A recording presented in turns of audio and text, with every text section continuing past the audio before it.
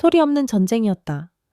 서울에서도 부촌으로 꼽히는 평창동의 한적한 언덕 위 현대식으로 개량한 한옥 저택의 다이닝룸은 언제나 그랬듯 고요한 전장이었다. 최고급 대리석 식탁 위에는 정갈하게 차려진 한식이 놓여 있었지만 음식을 즐기는 온기는 어디에도 없었다. 들리는 소리라고는 노수저가, 백자 그릇에 부딪히는 차가운 소리뿐이었다. 식탁 상석에 앉은 박동현 회장 66세는 저녁 식사 내내 경제신문에서 눈을 떼지 않았다. 그의 아내이자 이 집의 안주인인 김선희 여사 62세는 멍하니 창밖에 잘 가꿔진 정원을 바라볼 뿐 음식에는 거의 손도 대지 않았다. 그리고 그 둘 사이를 그림자처럼 오가는 이가 바로 서지영 61세이었다. 8년째 이 집의 가사 도우미로 일해온 그녀는 이 살얼음판 같은 공기에 익숙했다. 그녀는 소리 없이 반찬 그릇을 채우고 물이 빈잔을 채우며 자신의 존재감을 지웠다.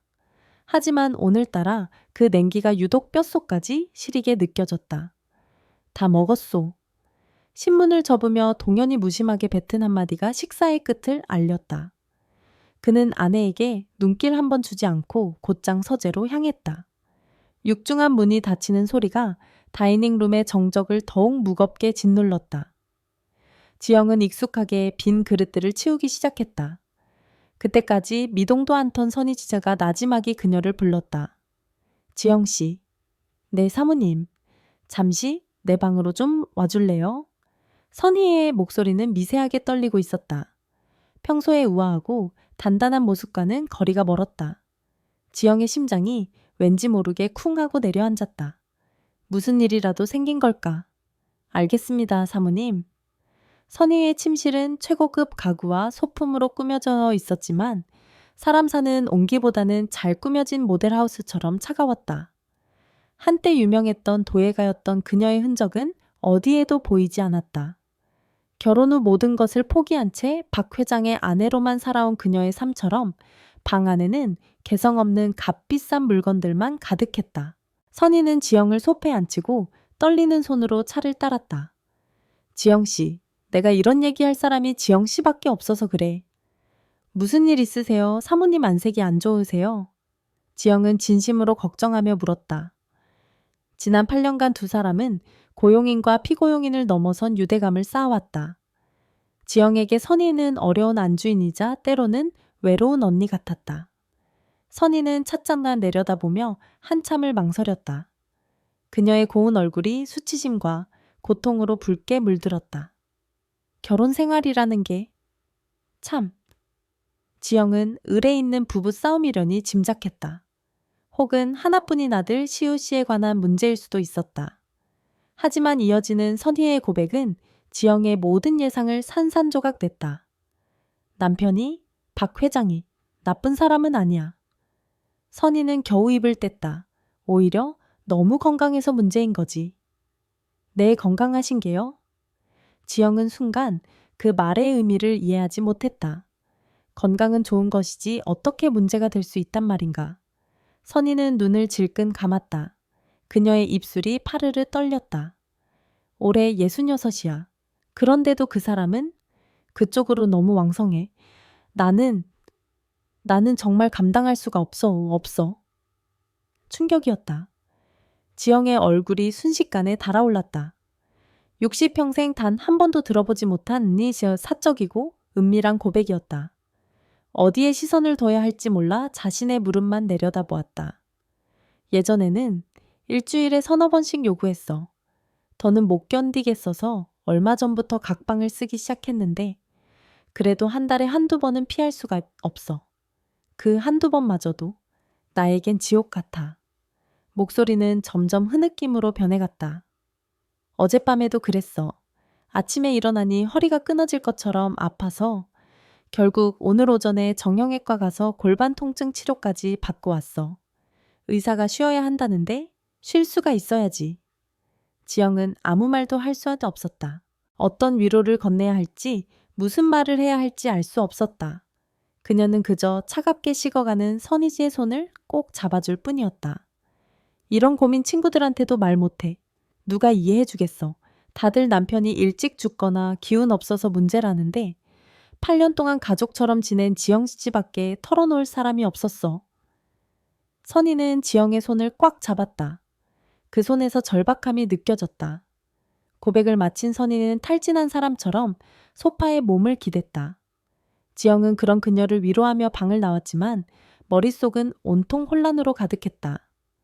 사모님에 대한 안타까움과 연민, 그리고 동시에 자신도 모르게 피어오르는 기묘한 감정. 그것은 바로 호기심이었다.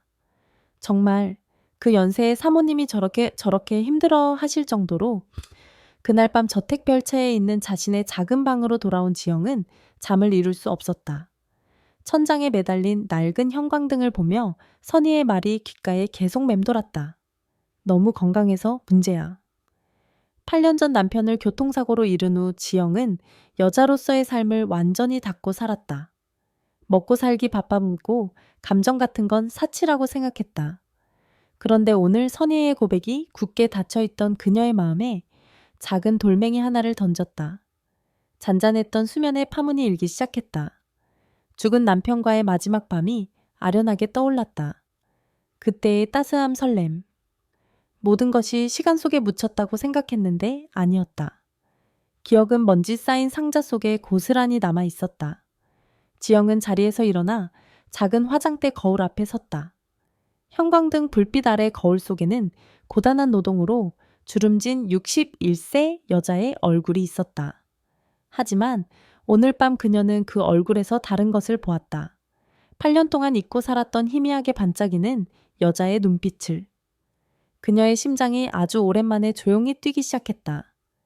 그것은 앞으로 다가올 위험한 변화의 서곡이었다. 다음 날 아침 저택의 공기는 어제와 같았지만 서지영의 세상은 완전히 뒤바뀌어 있었다. 밤새 사모님의 고백과 그로 인해 피어난 자신의 감정 사이에서 뒤척인 탓에 몸은 청은망은이었지만 정신은 이상할 정도로 맑았다. 마치 안개 낀 숲을 헤매다 처음으로 방향을 찾은 사람처럼. 그녀는 평소처럼 박 회장이 좋아하는 구수한 된장찌개를 끓이고 사모님을 위한 신선한 샐러드를 준비했다. 그리고 박 회장이 서재에서 나올 시간에 맞춰 따뜻한 찬물을 소반에 받쳐들었다. 복도를 돌아 거실로 향하는 순간이었다. 서재 문이 열리며 잘 다려진 양복 차림의 박동현 회장이 나왔다. 늘 보던 위풍당당한 모습. 하지만 그를 마주한 지영의 심장이 철렁 내려앉았다. 어제의 그는 그저 회장님이었지만 오늘의 그는 남자였다.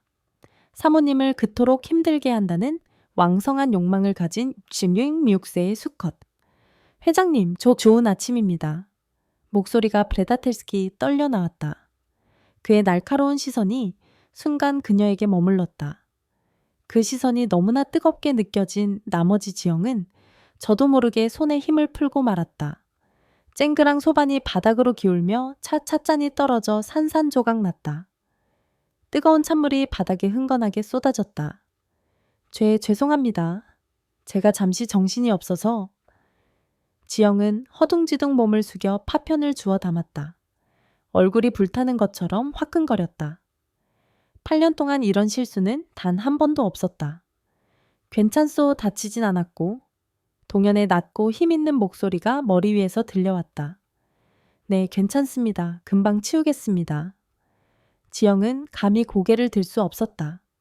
그의 시선 아래 자신의 모든 것이 발가벗겨지는 기분이었다.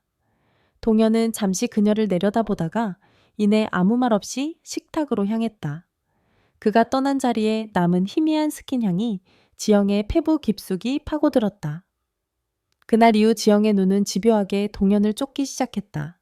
그의 서재를 청소할 때면 묵직한 원목 책상에 앉아 서류에 몰두하는 그의 뒷모습을 훔쳐보았다. 셔츠 너머로도 느껴지는 단단한 등과 넓은 어깨. 저 어깨가 얼마나 많은 짐을 지고 있을까. 그리고 밤에는 얼마나 다른 힘을 낼까. 불경한 상상이 꼬리를 물었다. 그의 옷을 세탁할 때면 큼직한 셔츠를 빨랫줄에 널며 괜히 한 번 더 손으로 쓸어보았다. 그의 몸에 직접 닿았을 천의 감촉을 상상하며 얼굴을 붉혔다. 이런 지영의 미묘한 변화를 가장 먼저 눈치챈 것은 일주일에 3번 오는 파트타임 가사 도우미 박미자 50세였다. 눈치가 빠르고 입이 가벼운 그녀는 지영이 안주인 다음가는 실세 자리를 꿰차고 있는 것을 늘 시기하고 있었다. 어머 지영 언니, 오늘 무슨 좋은 일 있어요? 얼굴에 꽃이 폈네. 주방에서 함께 점심 준비를 하던 미자가 얄밉게 웃으며 말했다. 그런 거 뭐 없어요.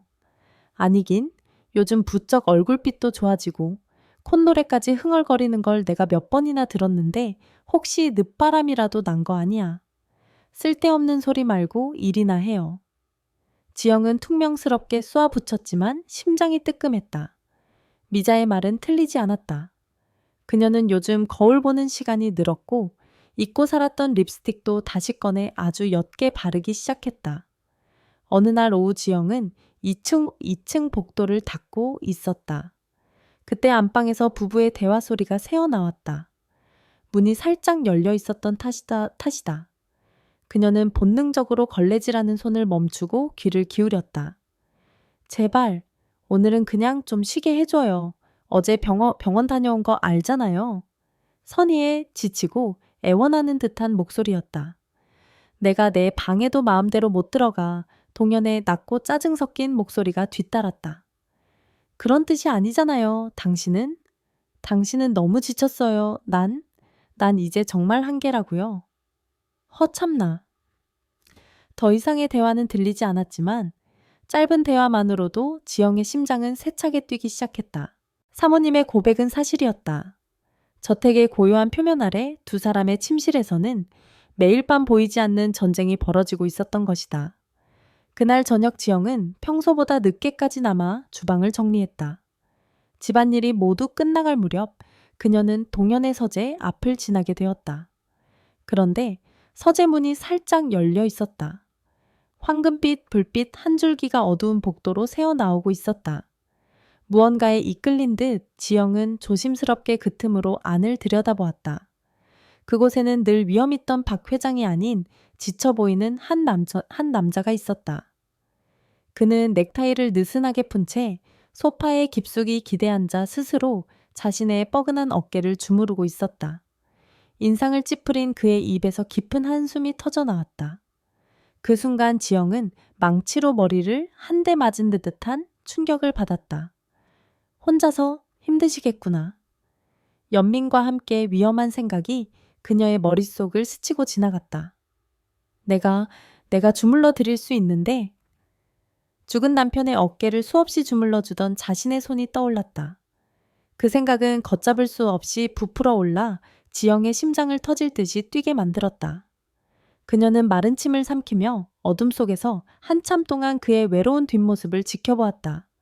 의심의 씨앗은 이미 뿌려졌고 이제 위험한 호기심의 새싹이 돋아나고 있었다. 수요일 오전이었다. 김선희 여사가 일주일에 한 번 옛 동료 도예가들을 만나러 인사동으로 외출하는 날이었다. 평소 같았으면 지영에게는 한숨 돌릴 수 있는 조용한 휴식 시간이었지만 오늘만큼은 달랐다. 그럼 다녀올게요.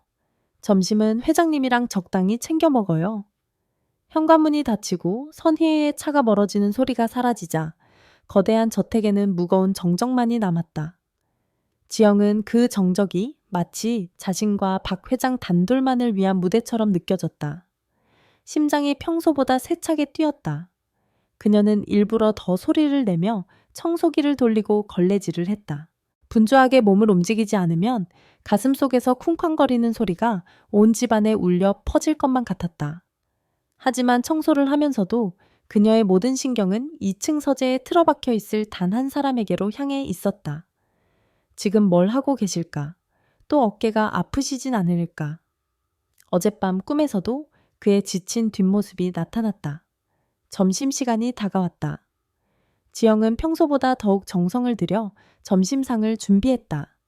그가 좋아하는 얼큰한 육개장과 갓 구운 조기구이, 그리고 정갈한 나물 반찬들이었다. 이것은 단순한 식사 준비가 아니었다. 그녀 나름의 조심스러운 유혹이자 위로의 표현이었다. 회장님 점심 준비되었습니다. 서재에서 나온 동현은 식탁을 보고 조금 놀란 눈치였다. 혼자 먹는데 뭘 이렇게까지 차렸소. 그래도 식사는 제대로 하셔야죠. 사모님도 안 계신데. 지영은 그의 맞은편에 앉지 않고 부엌과 식탁을 오가며 그의 식사를 도왔다. 어색하지만 묘한 긴장감이 감도는 식사였다. 동현은 말없이 식사에만 집중했지만 지영은 그의 미간에 잡힌 희미한 주름을 놓치지 않았다. 식사를 하는 와중에도 그는 무의식적으로 자신의 어깨를 매만지고 있었다. 바로 그때였다. 식사를 마친 동현이 찻잔을 들고 소파에 앉아 신문을 펼쳤을 때 지영은 결심했다. 그녀는 젖은 손을 앞치마에 닦으며 그에게 다가갔다. 심장이 목구멍까지 차오르는 것 같았다. 회장님. 응? 신문에서 눈을 떼지 않은 채 그가 대답했다. 어깨가 많이 불편하신가 봅니다. 그제야 동현은 신문에서 눈을 들고 그녀를 보았다. 아, 요즘 통신경을 썼더니 나이가 드니 몸이 예전 같지 않군. 자조적인 그의 말 속에 짙은 피로감이 묻어났다. 지영은 마른 침을 삼키고 밤새 연습했던 말을 꺼냈다. 8년간 단 한 번도 넘어본 적 없는 선을 넘는 말이었다. 제가 잠시 주물러 드릴까요? 동현의 눈이 순간 커졌다. 당황한 기색이 역력했다. 지영은 서둘러 말을 이었다. 예전에 죽은 남편 어깨를 자주 주물러 주곤 했습니다. 어지간한 의사보다 낫다는 소리도 들었고요. 죽은 남편을 핑계로 대자 위험한 제안은 순수한 호의처럼 포장되었다. 지영의 얼굴은 뜨거웠지만 시선은 단호했다. 동현은 잠시 망설였다. 그의 시선이 지영의 얼굴과 그녀의 간을 달았지만 야무진 손을 번갈아 훑었다. 잠시 동안의 침묵 끝에 그가 나지막이 말했다. 그럼 잠시만 부탁하지. 지영은 천천히 그의 등 뒤로 다가갔다. 심장이 터질 것 같았다. 그녀는 떨리는 손을 들어 그의 어깨 위에 올렸다. 그녀의 손이 셔츠 위로 그의 단단한 어깨에 닿는 순간 지영은 숨을 멈췄다. 셔츠 천 너머로도 느껴지는 돌덩이 같은 근육. 66세라고는 믿기지 않는 탄탄함이었다. 사모님이 왜 그토록 힘들어했는지 피부로 직접 느껴지는 순간이었다. 지영은 조심스럽게 하지만 깊숙이 근육을 누르며 주무르기 시작했다. 동현의 입에서 낮은 신음이 흘러나왔다. 그 소리에 지영의 손길은 더욱 대담해졌다. 그녀의 따스한 온기가 그의 등으로 전해졌다. 어색했던 공기는 어느새 끈적하고 농밀한 무언가로 변해가고 있었다.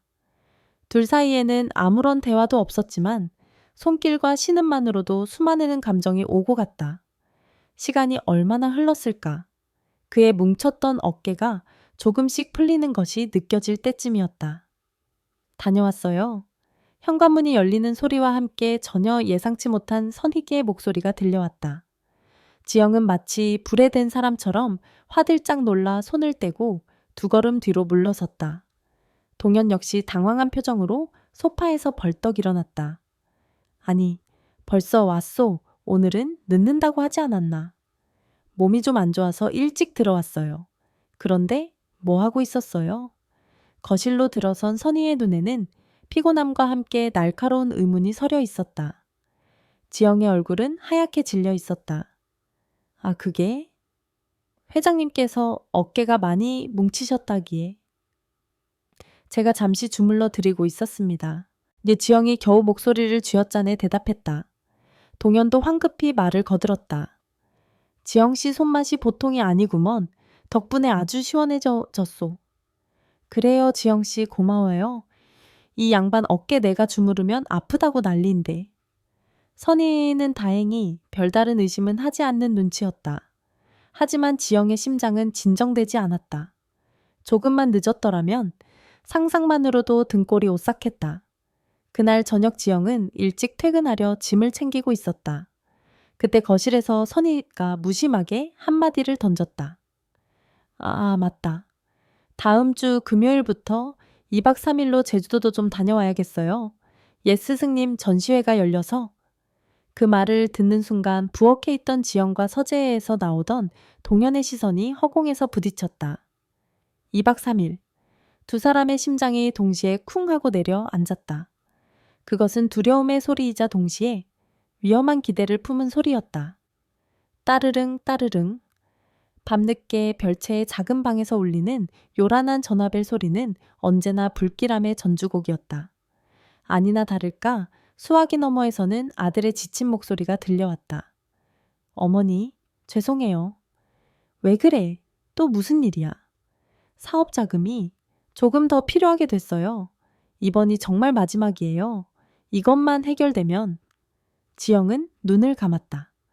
마지막이라는 말을 벌써 몇 번째 듣는지 셀 수도 없었다.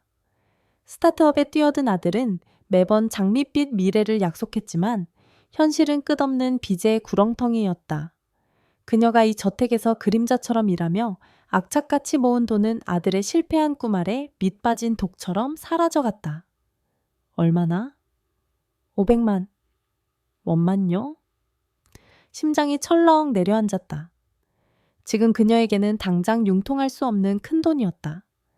전화기 너머로 사채업자의 거친 목소리가 희미하게 들려오는 듯했다. 알았다. 어떻게든 해볼 테니 사고치지 말고 있어. 전화를 끄는 지영은 차가운 방바닥에 주저앉았다. 희망 없는 절망감이 온몸을 짓눌렀다. 이 집에서 나가는 순간 그녀는 아들의 빚과 함께 길바닥에 나앉아야 할 처지였다. 이 저택은 그녀에게 감옥이자 동시에 유일한 피난처였다. 돈이 필요해. 그 생각은 뱀처럼 그녀의 머릿속을 파고들었다. 그리고 그 생각의 끝에는 자연스럽게 박동현 회장의 얼굴이 떠올랐다. 제주도로 떠나기 전날 밤 저택의 공기는 미묘한 기대감과 불안감으로 팽팽하게 당겨져 있었다. 지영은 선희의 여행 가방을 꾸리는 것을 도왔다. 옷장에 가득한 값비싼 옷들을 하나씩 꺼내 곱게 접으며 그녀의 마음은 복잡한 상념으로 요동쳤다. 지영씨, 이 옷이면 괜찮을까? 너무 화려하지 않고? 선희는 거울 앞에서 옥색 실크 블라우스를 몸에 대보며 물었다. 남편 앞에서는 늘 지쳐있던 그녀였지만 집을 떠날 생각에 오랜만에 얼굴에 생기가 돌았다. 그 모습이 지영의 마음을 불편하게 찔렀다. 이분은 모든 걸 가졌는데 지영은 질투심을 애써 누르며 미소를 지었다. 아주 잘 어울리세요, 사모님. 화사하고 고우세요. 그래, 그럼 이걸로 챙겨야겠다. 선희는 아무것도 모른 채 자신이 비운 집에서 어떤 일이 벌어질지 상상조차 하지 못하고 있었다. 그 순진함이 지영에게는 죄책감이자 동시에 기회처럼 느껴졌다. 그날 오후 지영은 파트타임 가사 도우미 미자와 함께 주방 청소를 했다. 미자는 특유의 날카로운 눈으로 지영을 훑으며 비아냥거렸다. 언니는 좋겠수. 내일부터 이틀 동안은 완전 자유부인이겠네. 회장님 독차지하고. 쓸데없는 소리 하지 마. 아니 뭘. 사모님 안 계시면 언니가 이 집 안주인 노릇하는 거 누가 몰라. 회장님 식사부터 잠자리까지. 어머, 내가 말을 잘못했네. 잠자리까지 봐드리는 건 아니지. 미자는 제 말에 제가 웃으며 깔깔거렸다. 지영은 얼굴이 확 달아올라 대꾸할 말을 찾지 못했다. 미자의 농담이 전곡을 찔렀기 때문이었다. 지영은 분노에 찬 손으로 수세미질만 세게 할 뿐이었다. 그 모습을 본 미자는 지영의 반응이 재미있다는 듯 콧노래를 부르며 싱크대를 닦았다. 밤이 깊어지고 저택의 모든 불이 꺼졌다. 지영은 별차에 자신의 방으로 돌아와 낡은 옷장을 열었다. 내일 그리고 모레. 사모님이 없는 이틀 동안 무슨 옷을 입을지 고민했다. 평소 입던 펑퍼짐한 몸빼 바지나 색바랜 티셔츠는 눈에 들어오지 않았다. 옷장 가장 깊숙한 곳 몇 년 동안 한 번도 입지 않았던 상자를 꺼냈다. 남편이 죽기 전 마지막 생일 선물로 사주었던 원피스였다. 은은한 꽃무늬가 그려진 무릎이 살짝 드러나는 길이의 하늘하늘한 원피스. 61세의 나이에 입기에는 조금 민망했지만 옷장 속에서 가장 여자다운 옷이었다. 그녀는 원피스를 몸에 대보았다. 거울 속 자신의 모습이 낯설면서도 가슴 한구석이 간질거렸다. 이것은 단순한 옷이 아니었다. 내일부터 시작될 위험한 도박을 위한 갑옷이자 유혹의 신호탄이었다. 다음 날 아침 선희는 여행용 캐리어를 끌고 현관을 나섰다. 그럼 다녀올게요. 지영씨, 남편 식사 잘 좀 챙겨줘요. 염려 마십시오, 사모님. 편히 다녀오세요. 대문 밖에서 대기하고 있던 검은색 세단에 선희가 올라탔다. 육중한 철문이 끼익 소리를 내며 닫혔다.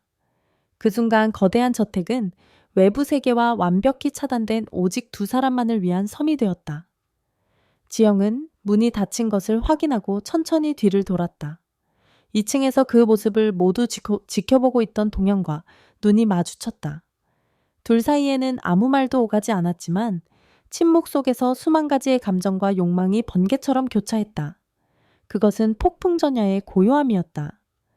사모님이 떠난 저택의 첫 번째 저녁 식사는 숨막히는 긴장감으로 가득했다. 서지영은 어제 고민 끝에 골랐던 꽃무늬 원피스를 입고 있었다. 맨살이 드러난 무릎과 목선이 어색했지만 그 어색함이 오히려 잊고 있던 여성성을 일깨워주는 듯했다. 그녀는 평소보다 더욱 공을 들여 식탁을 차렸다. 박 회장이 가장 좋아하는 갈비찜이 자글자글 끓었고 윤기가 흐르는 잡채와 신선한 해물전이 먹음직스럽게 놓였다. 이렇게까지 할 필요 없는데. 식탁에 앉은 동현이 무심한 척 말했지만 그의 눈은 지영의 달라진 옷차림과 정성스러운 음식을 번갈아 훑고 있었다. 지영은 그의 시선을 애써 피하며 대답했다. 그래도 회장님 혼자 드시는 첫 저녁 식사인데요. 평소처럼 그의 식사를 돕기 위해 서 있는 대신 지영은 그의 맞은편에 조심스럽게 앉았다. 동현이 말없이 수저를 들자 그녀도 따라서 식사를 시작했다. 8년 만에 처음으로 한 식탁에서 마주보고 앉은 식사였다. 노수저 부딪히는 소리마저 민망할 정도로 어색한 정적이 흘렀다. 정적을 깬 것은 동현이었다. 음식 솜씨가 여전하군. 입에 맞으신다니 다행입니다. 아내가 있을 때보다 더 나은 것 같기도 하고. 그것은 단순한 칭찬이 아니었다. 그의 말 속에는 아내에 대한 서운함과 지영에 대한 은근한 호감이 섞여 있었다. 지영의 심장이 쿵 하고 내려앉았다. 사모님께서는 워낙 입이 짧으시니까요. 지영은 애써 화제를 돌렸다. 식사가 끝나갈 무렵 동현이 서재에서 고급 와인 한 병을 들고 나왔다. 같이 한잔하지 혼자 마시긴 싫군. 거절할 수 없는 제안이었다. 맑은 루비색 와인이 크리스털 잔에 채워졌다. 지영은 와인잔을 든 손이 미세하게 떨리는 것을 감추기 위해 두 손으로 잔을 감싸 쥐었다. 지영 씨는 이 집에서 일한 지 벌써 8년이 됐지. 네, 회장님. 세월이 참 빠르네요. 그동안 고마웠소. 지영 씨가 없었으면 이 집은 텅 빈 껍데기나 마찬가지였을 거야. 알코올 때문일까? 그의 목소리는 좀 평소보다 부드럽고 솔직했다. 그는 텅 빈 집안을 둘러보며 씁쓸하게 웃었다. 사람들은 내가 모든 걸 가졌다고 생각하지. 돈 명예 번듯한 가족. 하지만 아무도 몰라. 이 넓은 집에서 내가 얼마나 외로운지. 그의 고백은 지영의 마음 가장 약한 곳을 파고들었다. 그녀 역시 8년간 사무치는 외로움 속에서 살아왔기 때문이었다. 동병상련의 감정이 두 사람 사이에 보이지 않는 다리를 놓았다. 저도 그 마음 압니다, 회장님. 알겠지. 지영 씨도 혼자니까. 동현의 시선이 깊어졌다. 그는 테이블 너머로 손을 뻗어 식탁 위에 놓인 지영의 손을 조심스럽게 덮었다. 투박하고 거칠지만 뜨거운 온기가 느껴지는 손이었다. 지영은 화들짝 놀랐지만 손을 빼지 않았다. 오히려 그 온기에 이끌려 가만히 있었다. 이러면 안 되는 것도 아는데 오늘은 그냥 이러고 싶군. 와인잔이 비워지고 두 사람 사이의 물리적 심리적 거리는 걷잡을 수 없이 가까워졌다. 식탁을 치우고 거실 소파로 자리를 옮겼을 때 동현은 지영의 옆에 바싹 붙어 앉았다. 그의 팔이 그녀의 어깨를 스칠 때마다 온몸에 짜릿한 전율이 흘렀다.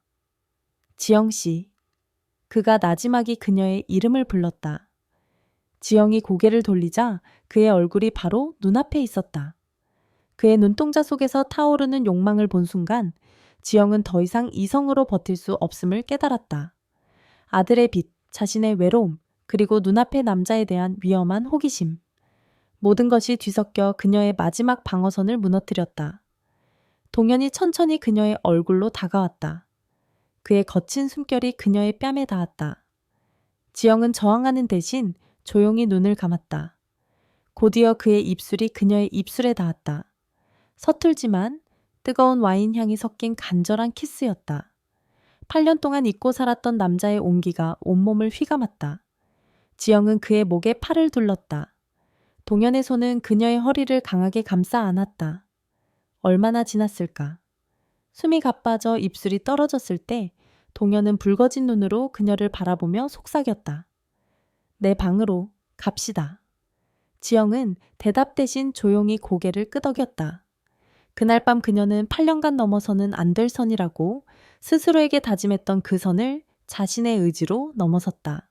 다음날 아침 지영은 낯선 침대에서 눈을 떴다. 옆에는 어젯밤에 격렬했던 흔적을 남긴 채 깊이 잠든 동현이 있었다. 쏟아져 들어오는 아침 햇살에 그의 얼굴이 드러났다. 잠든 모습은 평소에 위험 있는 회장님이 아닌 그저 지쳐 보이는 한 남자의 얼굴이었다. 지영은 자신의 몸을 내려다보았다. 여기저기 남은 붉은 흔적들. 후회와 죄책감이 파도처럼 밀려왔다.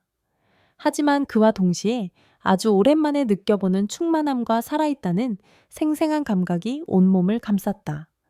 그것은 돌이킬 수 없는 위험하고도 달콤한 행복감이었다.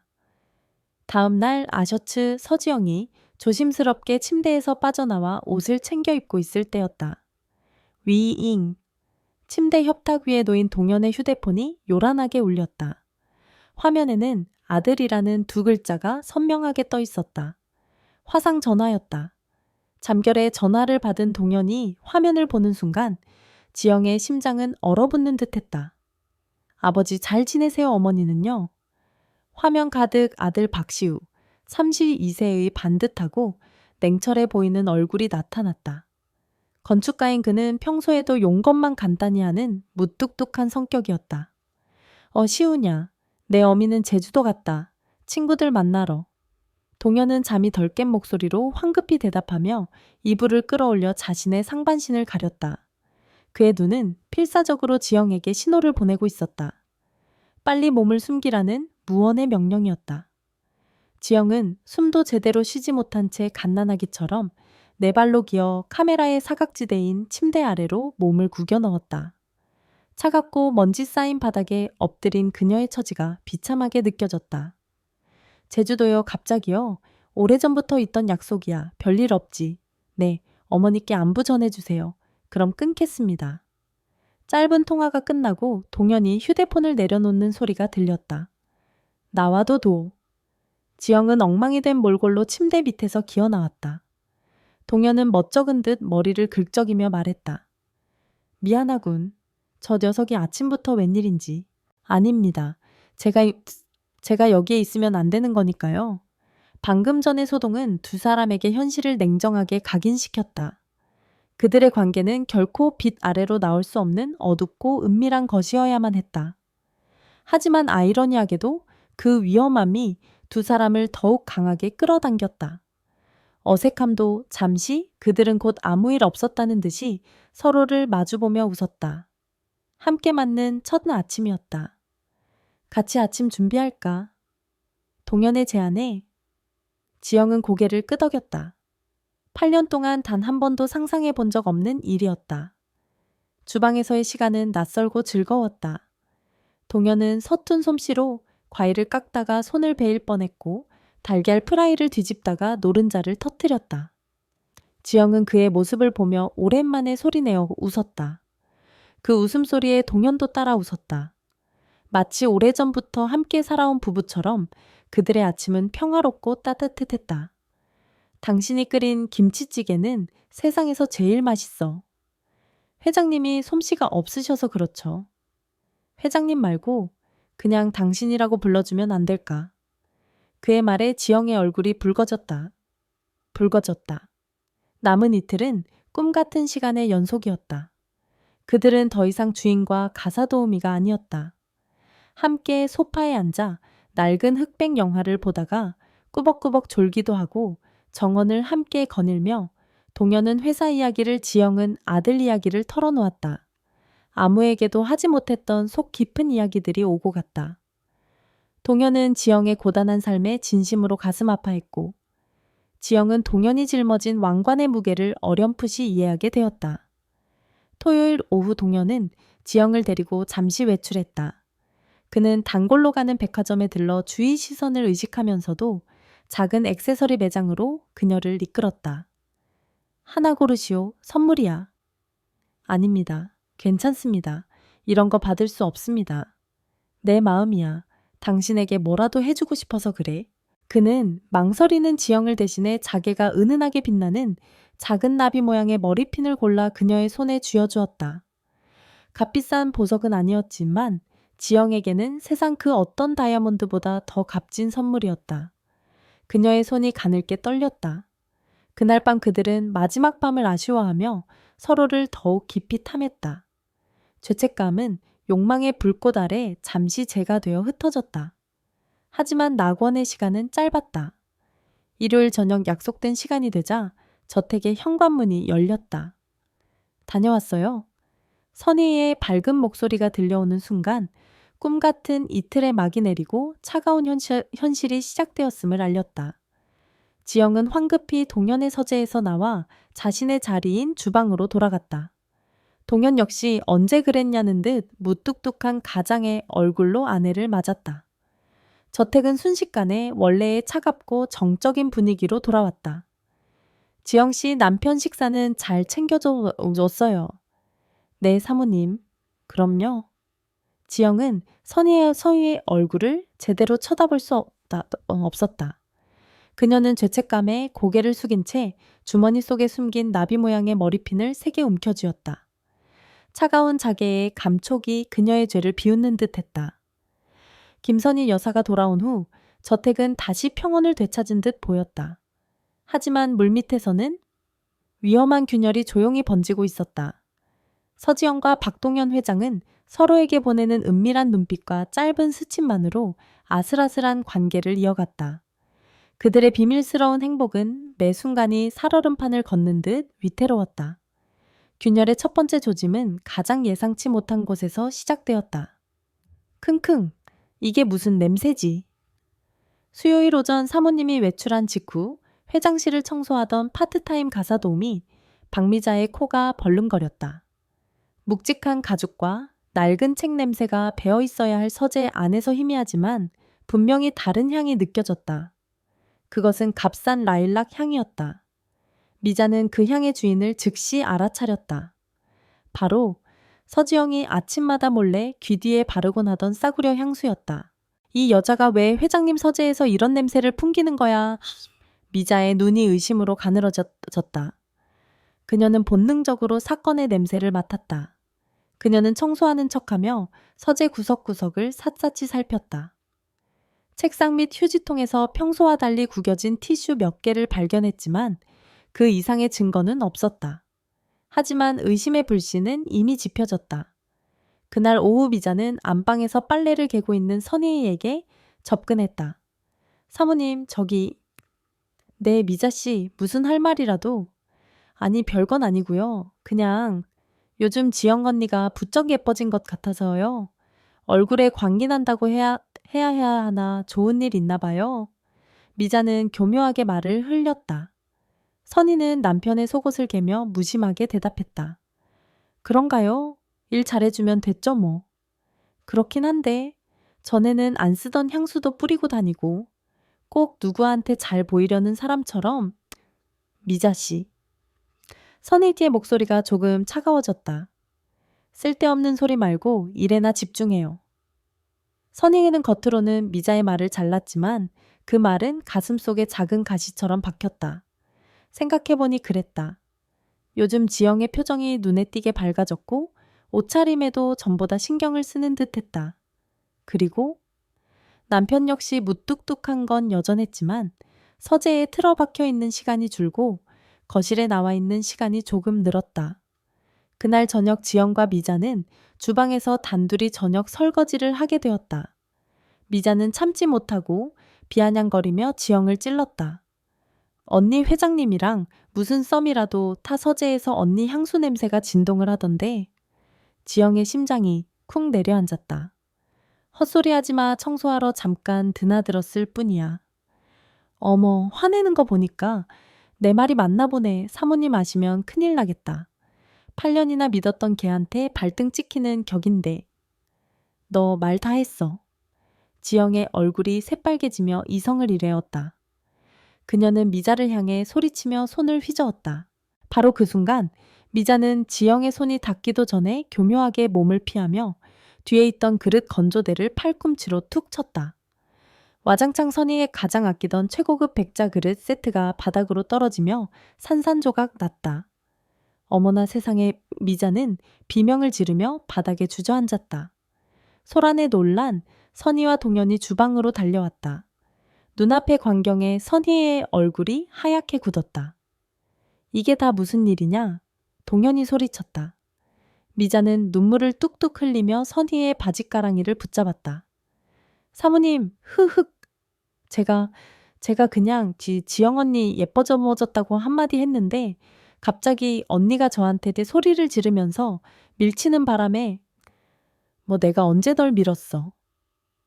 지영은 기가 막혀 소리쳤지만 상황은 이미 그녀에게 절대적으로 불리했다. 동현은 실망과 분노가 뒤섞인 눈으로 지영을 쳐다보았고 선희에는 아무 말 없이 깨진 그릇 조각들을 내려다볼 뿐이었다. 결국 모든 책임은 지영이 뒤집어 쓸 수밖에 없었다. 그 사건 이후 지영은 한동안 죄인처럼 고개를 숙이고 다녀야 했다. 하지만 진짜 위기는 아직 시작되지도 않았다. 며칠 후 주말 대청소를 하던 선희는 남편의 침실을 정리하고 있었다. 평소에는 지영에게 맡기는 일이었지만 그날따라 직접 정리하고 싶었다. 그녀는 침대 밑까지 꼼꼼하게 청소기를 돌렸다.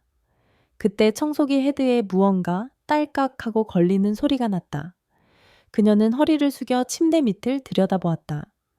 그곳에는 먼지 더미 속에서 희미하게 반짝이는 작은 물건 하나가 있었다. 손을 뻗어 그것을 꺼낸 순간 선희의 동작이 그대로 굳어버렸다. 그녀의 손바닥 위에 놓여있는 것은 그녀가 한 번도 본 적 없는 싸구려 티가 나는 자개나비 모양의 머리핀이었다. 자신은 물론이고 이 집, 그 누구도 가지고 있을 리 없는 물건. 그 순간 미자가 흘렸던 말지영의 달라진 태도, 남편의 미묘한 변화, 그리고 깨져버린 백자 그릇까지. 모든 조각들이 섬광처럼 머릿속에서 맞춰졌다. 선에게 손이 부들부들 떨리기 시작했다. 그녀는 머리핀을 손에 쥔 채 한동안 그 자리에 망부석처럼 서 있었다. 집안의 고요함이 그녀의 귀에는 거대한 폭풍의 전조처럼 들려왔다. 손바닥 위에 나비, 머리핀은 차가운 독침처럼 김선희의 살을 파고들었다. 그녀는 떨리는 손으로 머리핀을 움켜쥔 채 비틀거리며 별채에 있는 자신의 도예 작업실로 향했다. 그곳은 결혼 후 유일하게 그녀 자신으로 존재할 수 있는 도피처이자 성격이었다. 작업실에 들어서자마자 그녀는 문을 거칠게 잠갔다. 그리고 며칠 동안 공들여 빚고 있던 백조의 목처럼 우광 곡선을 자랑하던 백자화병을 그대로 바닥에 내동댕이 쳤다. 콰직 산산조각 나는 파열음과 함께 그녀의 내면에 억눌려 있던 분노와 배신감이 터져나왔다. 그녀는 짐승 같은 울음소리를 내며 작업실 바닥에 주저앉았다. 40년의 결혼 생활. 남편의 성공을 위해 자신의 재능과 꿈을 모두 묻었다. 그의 아내, 그의 집을 장식하는 값비싼 도자기 인형으로 살아왔다. 밤마다 그의 욕망을 받아내는 고통까지 감내했다. 그런데 그가 8년 동안 가족처럼 믿었던 가사도우미와 수치심에 온몸이 불타는 듯했다. 선희는 깨진 도자기 파편 위로 뜨거운 눈물을 쏟아냈다. 그것은 슬픔의 눈물이 아니었다. 차갑게 타오르는 분노의 눈물이었다. 그날 저녁 식탁의 공기는 칼날처럼 날카로웠다. 평소보다 늦게 귀가한 아들 박시우까지 합석한 자리였지만 대화는 한마디도 오가지 않았다. 동현은 아내의 싸늘한 기운을 감지하고 눈치를 살폈고 지영은 죄인처럼 고개를 숙인 채 수프 그릇을 놓았다. 영민한 시우는 이 모든 분위기가 심상치 않음을 단번에 알아차렸다. 오늘따라 집이 왜 이렇게 조용해? 다들 어디 아파? 시우의 물음에 누구도 대답하지 않았다. 정적이 흐르던 그때 선희가 냅킨으로 입가를 우아하게 닦으며 입을 열었다. 그녀의 목소리는 얼음장처럼 차가웠다. 여보? 응, 동현은 긴장하며 대답했다. 요즘 새로 들인 애장품이라도 있으신가 봐요. 무슨 소리야, 애장품이라니. 글쎄요, 당신 서재나 침실 같은 곳에 아주 살뜰하게 숨겨두신 그런 거 말이에요. 동현의 얼굴이 순간 굳어졌다. 그는 애써 태어난 척하며 시선을 피했다. 나는 그런 거 없소. 그러세요? 선희는 차갑게 웃었다. 그리고 주머니에서 무언가를 꺼내 식탁 중앙으로 던졌다. 쨍 하는 작은 소리와 함께 작의 머리핀이 대리석 식탁 위를 굴렀다. 그것을 본 동현의 얼굴에서 핏기가 사라졌다. 지영은 숨을 흡 들이마셨다. 손에 들고 있던 물주전자를 놓칠 뻔했다.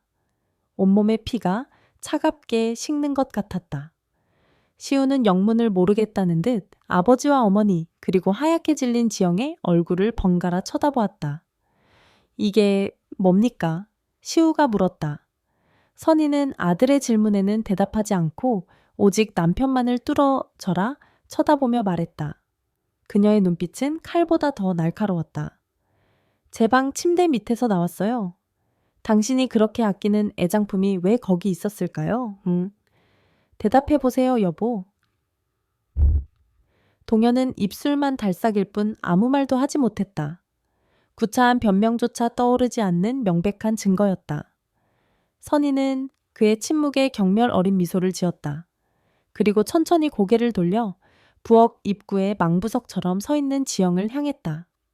그녀의 목소리는 조용했지만 그 안에 담긴 분노는 온 집안을 뒤흔들 만큼 강력했다. 당신이 대답 못하시겠다면 내가 직접 물어봐야겠네. 선희의 시선이 지영에게 정확히 꽂혔다. 저기 서 있는 저 여자한테. 식탁 위에서의 폭풍이 지나간 후 저택은 깊은 침묵에 잠겼다. 하지만 그 침묵은 평온이 아닌 더 큰 폭발을 앞둔 화산에 숨 막히는 고요함이었다. 김선희는 아들 시우와 함께 자신의 방으로 들어가 문을 잠갔고 박동현은 서재에서 나오지 않았다. 서지영은 유령처럼 텅 빈 집안을 정리했다. 손이 덜덜 떨려 그릇을 몇 번이나 놓칠 뻔했다. 머릿속은 하얗게 비어 아무 생각도 할 수 없었다. 끝났다. 그 한마디만이 메아리처럼 울려 퍼졌다.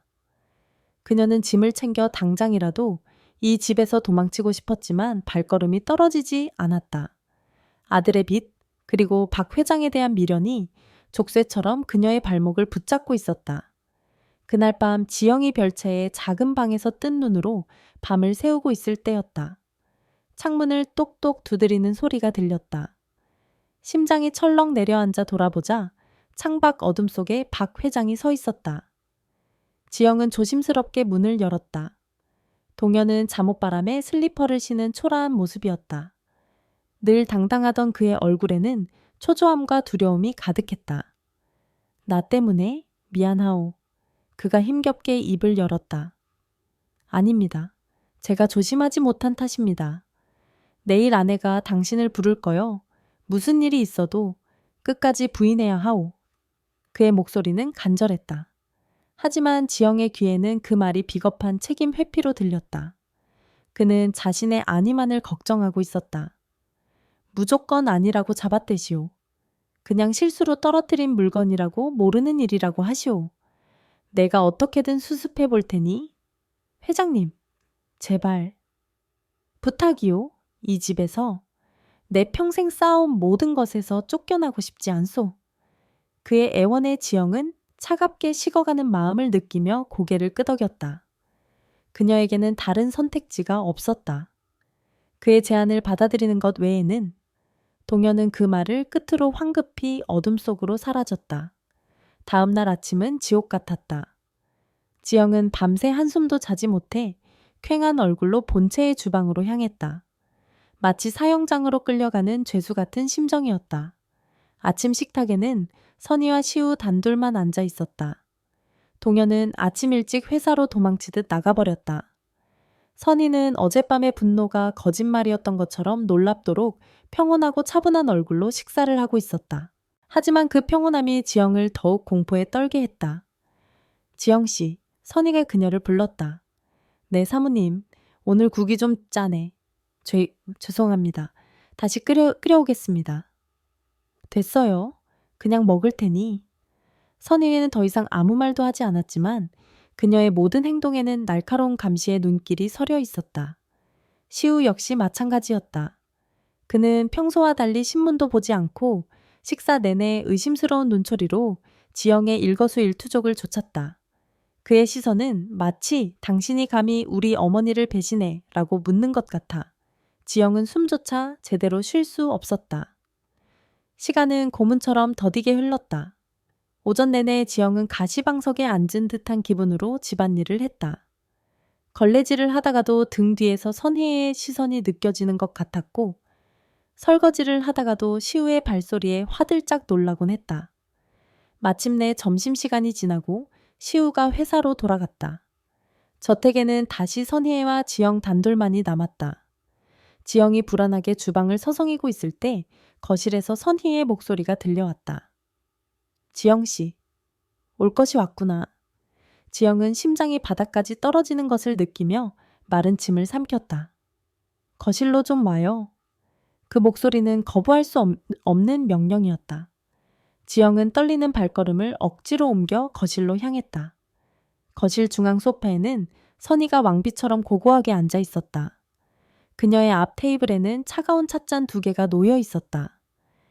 그녀의 무릎 위에는 어젯밤의 그 나비 머리핀이 올려져 있었다.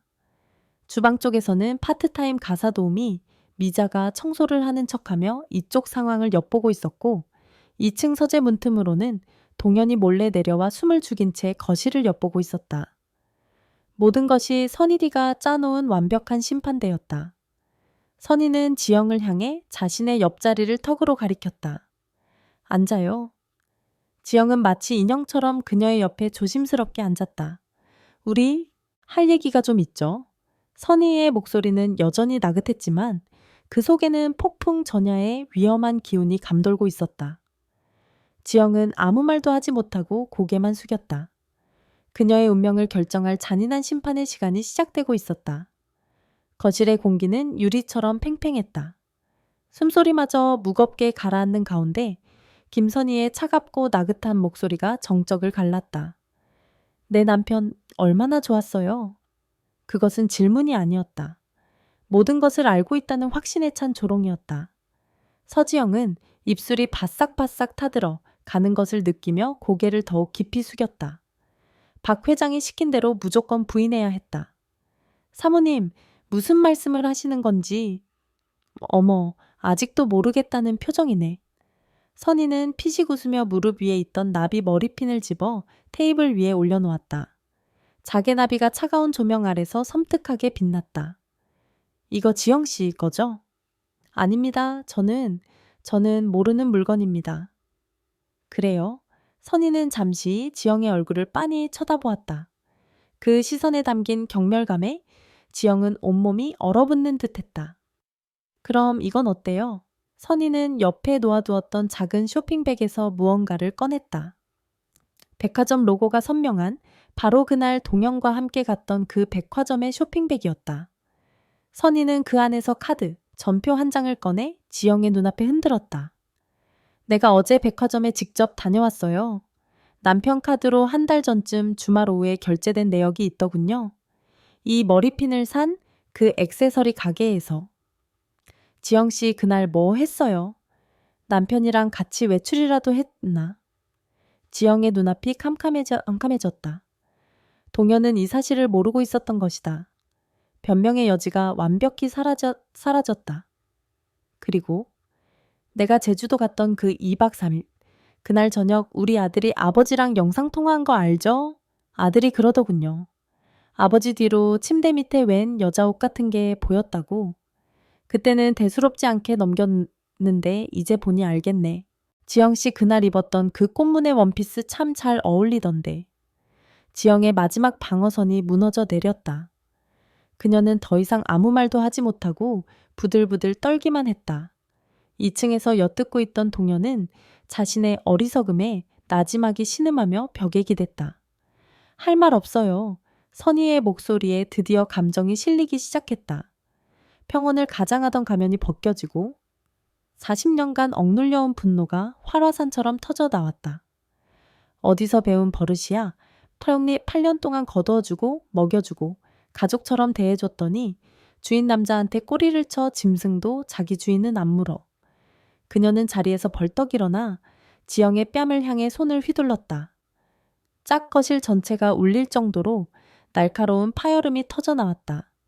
지영의 고개가 세차게 돌아갔고 입안에서 비릿한 피맛이 느껴졌다. 사사모님, 그 더러운 입으로 내 이름 부르지 마. 선희는 이성을 잃고 테이블 위에 있던 차가운 차주전자를 집어들었다. 그리고 그대로 지영의 머리 위로 쏟아부었다. 차가운 찬물이 머리카락을 타고 흘러내려 원피스를 흠뻑 적셨다. 굴욕감에 지영의 눈에서 뜨거운 눈물이 터져 나왔다. 이 천박한 것, 네가 감히 내 자리를 넘봐 이 집에서 내 침대에서 내 남편 품에서 무슨 짓을 한 거야? 여보, 그만해. 상황이 걷잡을 수 없이 험악해지자 2층에 숨어있던 동현이 황급히 뛰어내려와 선희의 팔을 붙잡았다. 이거, 나 당신도 똑같은 인간이야? 이 여자랑 똑같이 더럽고 추악한 인간이라고? 선희는 남편의 손을 뿌리치며 악을 썼다. 바로 그때였다. 지금 이게 다 무슨 상황입니까? 현관문이 열리고 서류를 놓고 가서 다시 돌아온 아들 시우가 눈앞의 광경을 보고 얼어붙은 채 서 있었다. 흠뻑 젖은 채 울고 있는 가사도우미, 이성을 잃고 소리치는 어머니, 그리고 두 사람 사이에서 어쩔 줄 몰라 하는 아버지. 상황을 파악하는 데는 오랜 시간이 걸리지 않았다. 식탁 위에 머리핀 어머니의 분노 아버지의 당황한 얼굴. 모든 것이 끔찍한 진실을 가리키고 있었다. 시우의 얼굴이 경멸과 혐오감으로 차갑게 굳어졌다. 그는 바닥에 주저앉아 울고 있는 지영을 벌레 보듯 쳐다본 후 아버지에게로 시선을 옮겼다. 그의 눈빛은 실망을 넘어 증오에 가까웠다. 정말 역겹군요. 시우는 나지막이 뱉은 후 떨고 있는 어머니의 어깨를 부축해 일으켰다. 그는 어머니를 자신의 등 뒤로 보호하듯 감싸 안고 아버지를 향해 선언했다. 어머니, 저런 인간이랑 더 이상 같이 살 이유 없습니다. 그의 목소리는 얼음처럼 차가웠다. 우리 이혼해요. 이혼하자는 아들의 차가운 선언은 저택을 뒤덮은 광기에 종지부를 찍었다. 그것은 박동현 회장이 평생 쌓아 올린 견고한 성의 주춧돌이 빠지는 소리였다. 그날 밤 서지영은 자신이 입고 온 옷 외에는 아무것도 챙기지 못한 채 맨몸으로 저택에서 쫓겨났다. 8년간의 노동에 대한 퇴직금은커녕 마지막 인사 한마디도 허락되지 않았다. 칠흑 같은 어둠 속에서 닫히는 육중한 철문은 마치 그녀의 과거와 미래를 동시에 단절시키는 단두대처럼 느껴졌다. 그녀는 정처 없이 밤거리를 헤매다 간신히 기억을 더듬어 낡고 허름한 여인숙의 몸을 누였다. 축축하게 젖은 원피스에서 나는 찬물 냄새가 그녀의 죄의 무게를 끊임없이 상기시켰다. 한편 박 회장의 저택은 완벽한 지옥으로 변했다. 김선희는 아들의 말에 힘을 얻어 사회 40년 만에 처음으로 남편에게 반기를 들었다. 그녀는 그날 이후 남편과 한마디도 섞지 않았고 자신의 방에 틀어박혀 변호사와 통화만 했다. 그녀의 결심은 바위처럼 단단했다. 당장 이혼 서류 준비해 주세요. 재산 분할 필요 없어요. 저 인간에게서 벗어날 수만 있다면 전 재산을 줘도 상관없습니다. 위자료는 그 여자에게 청구할 겁니다. 상간녀 소송 반드시 진행해 주세요. 아들 시우는 어머니의 든든한 방패가 되어주었다. 그는 아버지를 투명인간 취급했고 회사의 고문 변호사들을 동원해 이혼 절차를 차근차근 준비해 나갔다. 아버지의 명성과 사회적 지위가 무너지는 것은 상관없었다. 그에게는 평생을 아버지의 그늘 아래서 희생해 온 어머니를 지키는 것이 최우선이었다. 동현은 속수무책으로 무너져 내렸다. 그는 아내의 방문을 두드리며 애원도 해보고 아들에게 소리도 쳐봤지만 돌아오는 것은 싸늘한 무시뿐이었다. 그는 밤마다 서재에 홀로 앉아 독한 위스키를 들이켰다. 지영과의 짧은 미래가 가져온 파국의 대가는 상상 이상으로 혹독했다. 그는 한순간의 외로움을 달래려다 평생을 함께한 아내와 하나뿐인 아들, 그리고 자신의 명예까지 모든 것을 잃을 위기에 처했다. 그는 처음으로 자신의 삶을 되돌아보았다. 일에 미쳐 아내의 고통을 외면했고 가장으로서의 권위만 내세우며 소통을 거부했다. 아내는 그의 곁에서 서서히 말라가고 있었다. 지영은 그 틈을 파고든 달콤한 유혹이었을 뿐 모든 문제의 근원은 바로 자기 자신에게 있었음을 뒤늦게 깨달았다. 하지만 후회하기엔 너무 늦어버렸다. 그렇게 한 달이라는 시간이 흘렀다. 지영의 삶은 나락으로 떨어졌다. 여인숙을 전전하며 하루하루를 버티던 그녀는 결국 허름한 식당의 주방 보조 자리를 구했다. 뜨거운 불 앞에서 하루 종일 그릇을 닦고 음식물 쓰레기를 치우는 고된 노동의 대가는 턱없이 적었다. 아들의 빚 독촉 전화는 이제 협박으로 변해 그녀의 숨통을 조여왔다. 그녀는 박 회장을 원망할 자격조차 없었다. 모든 것은 자신의 어리석은 선택이 불러온 비참한 결과였다. 그러던 어느 비 오는 저녁 식당 일을 마치고 지친 몸을 이끌고 나오던 지영의 앞을 검은색 고급 세단 한 대가 막아섰다. 차에서 내린 것은 한 달 만에 보는 박동현 회장이었다. 그는 그 사이 폭삭 늙어 보였다. 한때 위풍당당했던 어깨는 축 처져 있었고 희끗희끗한 머리는 더 늘어난 듯했다. 그는 말없이 지영에게 두툼한 봉투 하나를 내밀었다. 지영은 그것을 받지 않고 그를 쳐다보았다. 8년 동안 일한 퇴직금이요. 그리고 이건 내 사과요. 그의 목소리는 힘없이 갈라져 있었다. 아내와는 이혼하지 않기로 했소. 대신 남은 평생을 속죄하며 살기로 했지. 당신에게도 이렇게밖에 할 수 없는 나를 용서하시오. 그의 말은 변명처럼 들렸다. 결국 그는 자신의 성을 지키기 위해 아내에게 무릎을 꿇었고 그녀를 버리는 길을 택한 것이다. 지영은 허탈한 웃음이 나왔다. 그녀는 천천히 고개를 저었다. 봉투를 밀어내는 그녀의 손길은 단호했다. 그 순간 지영은 깨달았다.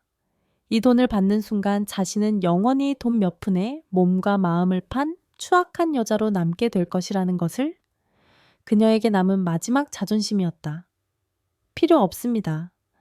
빗줄기가 거세지는 식당 앞 서지영의 목소리는 낮았지만 강한 힘이 실려 있었다. 그녀는 박동현 회장이 내민 돈 봉투를 단호하게 밀어냈다. 동현은 당황한 얼굴로 그녀를 바라보았다. 이건 당신이 받아야 할 돈이요. 8년 동안, 그 8년의 대가는 이미 제 인생 전체로 치르고 있습니다.